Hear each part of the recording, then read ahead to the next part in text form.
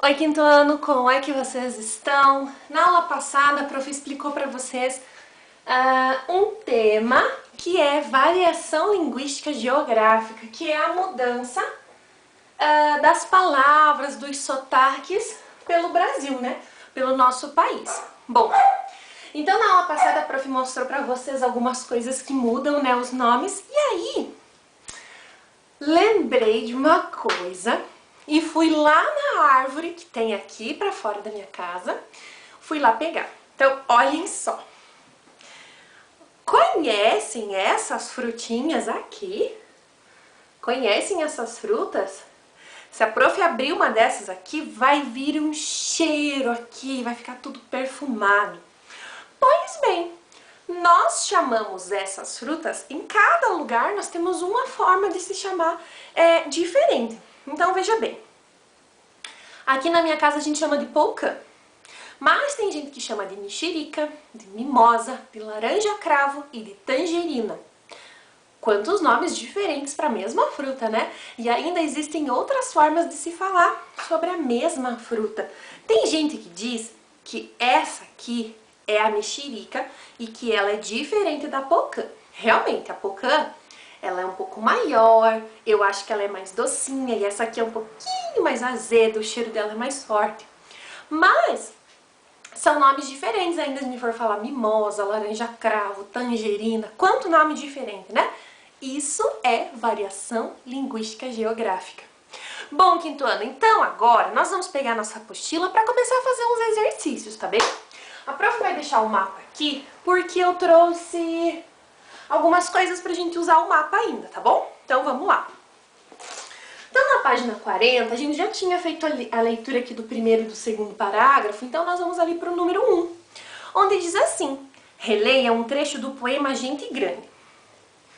Chupar manga lá nas grimpas da mangueira era uma beleza, mas perigoso.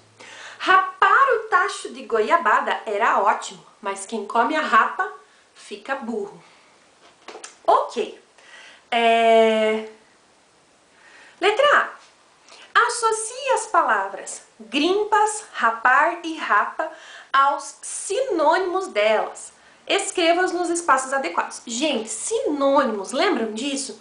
Palavras que têm o mesmo significado. Olha aqui, são todas essas palavras são sinônimos para a mesma coisa. Então, nós chamamos de pão francês. Todos esses outros nomes são sinônimos do pão francês. Então, vamos lá.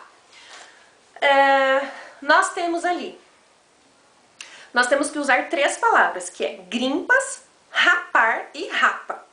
Então, nós temos raspar, raspa e copa, cume ou topo, se referindo à árvore. Então, você vai pegar aquelas três palavras e vai colocar cada uma no lugar correto. Letra B. Pinte as palavras que você usa na região onde mora. Bom, então você vai ter que olhar ali embaixo todas as palavras e pintar apenas as palavras que você fala. As palavras que nós aqui da região sul temos o costume de falar, tudo bem? A palavra grimpa é um exemplo de termos usados apenas em determinadas regiões do nosso país. Ou seja, ela não é usada por todos os brasileiros. Por exemplo, grimpa é uma palavra que nós falamos na região sul. Nós conhecemos as grimpas, né? Ainda mais a gente fala bastante essa palavra agora na época do inverno, né? Na transição do outono do inverno, onde os pinheiros soltam as grimpas, né? Que caem, as grimpas secas no chão. Bom, passando para a página 41, nós temos uma continuação da explicação, que diz assim: os diferentes usos de algumas palavras e expressões da nossa língua, conforme a região, são chamados variedades linguísticas geográficas, que é o que a prof explicou na aula passada, que é a mudança da língua portuguesa nos diferentes estados e regiões do Brasil, né? A pronúncia também pode variar de acordo com a região. A letra R da porta, por exemplo, é pronunciada de formas diferentes em algumas cidades, como São Paulo, Rio de Janeiro, Belo Horizonte e Recife. Essa diferença de pronúncia é chamada sotaque, que é aquilo que a prof também falou. que são as formas diferentes de se falar, né? A entonação. Lembra que eu dizia, né? Do som chiado, parecendo que tem um X na região aqui do Rio de Janeiro, que as pessoas falam diferente, ou das palavras das pessoas lá em Minas que diminuem as palavras ou que falam as palavras de uma forma mais rápida. Então, isso que a prof está falando, sotaque. Os sotaques revelam um pouco da riqueza e da diversidade da nossa língua. Por isso, falar diferente não é errado. Uma das razões dessa variação é a influência que a nossa língua recebeu das línguas indígenas e africanas e das línguas dos imigrantes italianos, espanhóis, entre outros imigrantes que vieram para o Brasil, né? Agora nós vamos fazer algumas atividades. Então, ali na página 41, o número 1, observe as imagens a seguir e os nomes que os elementos retratados recebem em algumas regiões do Brasil. Depois, contorne a palavra que você utiliza em sua região ou escreva, caso não seja nenhuma das opções. Então, olha só, eu vou começar aqui, vamos lá. Nós temos 4 coisas, eu não vou falar o nome delas, cada um vai ter que pensar como é que você chama. Então, você olha, poxa, eu chamo disso. Se tiver nas opções, você circula. Se não tiver, você escreve aqui embaixo, tudo bem? Vamos lá. Faz isso com as 4 imagens e passamos para a página 42. Lá na página 42 diz assim: leia a tirinha a seguir e responda as questões. Eu vi você deixar cair o papel. Por que não cuida da sua vida, guri? Estou cuidando. Este é o meu planeta, coroa. Letra A. O que você achou da atitude do Armandinho ao chamar a atenção do homem que deixou cair o papel no chão? Daí você tem que dizer o porquê. Então, a criança, né, que é o Armandinho, tá passando ali na rua e vê um homem que joga um papel no chão e ele vai, olha, eu vi que você jogou o papel no chão. E aí o homem responde ele, o que você achou dessa atitude? Dele ir lá e falar para esse homem sobre o papel que ele jogou no chão. E aí você diz o porquê, né? O porquê você achou isso. Letra B. No segundo quadrinho, que palavra o homem utilizou para se dirigir ao Armandinho? Então ele usou uma palavra para falar com o menino. Qual foi essa palavra? Letra C. Se o homem fosse da região onde você mora, ele teria usado essa mesma palavra? Por quê? Então nós sabemos que quando nós estamos falando do menino, ao longo das regiões do Brasil nós temos formas diferentes para se falar sobre essa criança. Então você vai pensar, na nossa região nós falamos guri? Se nós falamos guri, você coloca assim e explica ali o porquê, né? Agora, se nós não falamos guri, você vai dizer não e vai explicar qual é a forma que nós falamos, né? Vai dizer o porquê.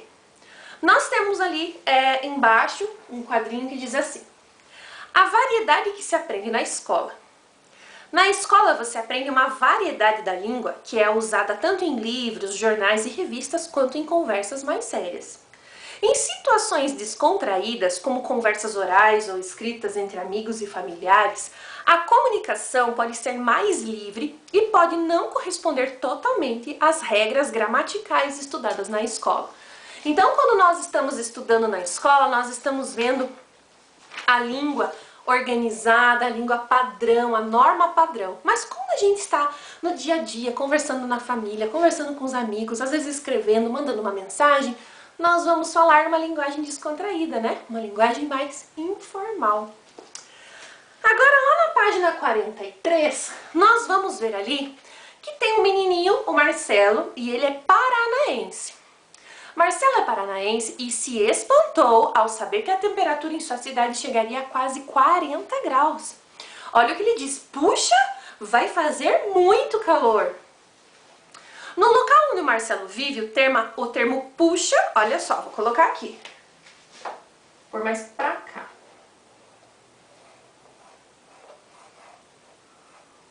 Puxa ou poxa, poxa vida. Expressa espanto, né? Nossa, ele ficou espantado em saber que vai ter 40 graus. A gente fala às vezes, né? Puxa ou poxa. Veja no mapa ao lado as variações desse termo de acordo com algumas regiões. Bom, então veja só.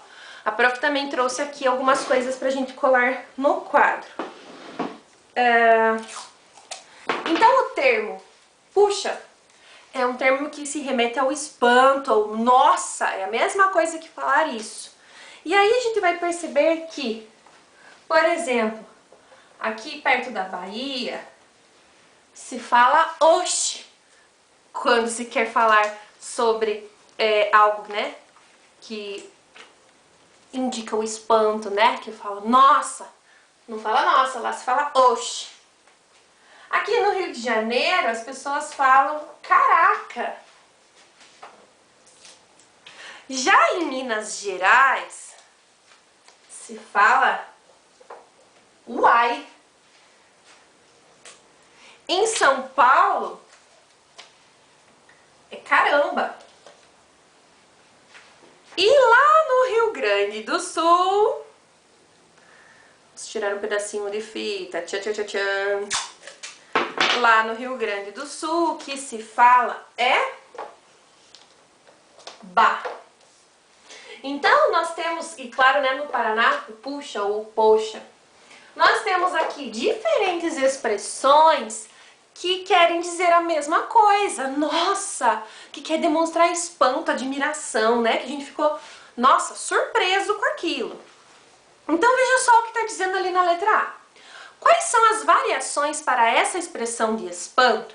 Em que regiões elas são mais comuns? Então você vai olhar no mapa que tem ali, que é a mesma coisa que a prof fez, e você vai escrever bah no Rio Grande do Sul, caramba. Vai escrevendo cada uma delas no estado que está, beleza? Letra B. Qual expressão você utiliza para expressar espanto ou admiração? Então você pode colocar quais são as expressões que nós usamos aqui. Aqui apareceu o puxa, mas nós falamos eita, nós falamos o nossa, uau.